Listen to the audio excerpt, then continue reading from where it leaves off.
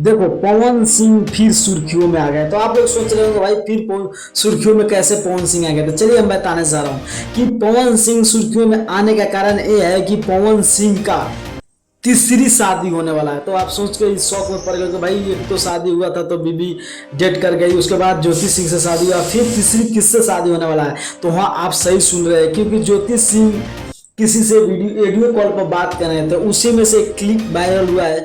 जो अंकल जो जिससे व्यक्ति से बात कर रहे थे उसको बोल रहे थे कि अंकल देखिए मेरा जिंदगी बर्बाद कर दी है पवन सिंह ने, बोले कि ना मेरे साथ रहते हैं ना ये वो, मतलब कि हावी जावी बात कर रहे थे। तो इसी वजह से पवन सिंह चर्चे में नहीं है। क्योंकि पवन सिंह को एक काम करना क्या चाहिए, अगर उसको फैमिली अगर आपका अच्छा से आप नहीं देखेगा तो भाई ये तो कोई भी बीवी होगा तो वो आपके पास नहीं रह पाएगी। क्योंकि आपके पास धन दौलत और शोहरत का कोई कमी नहीं है, इज्जत का भी कमी नहीं है, मगर आपका बीवी छोड़ने का कारण क्या है।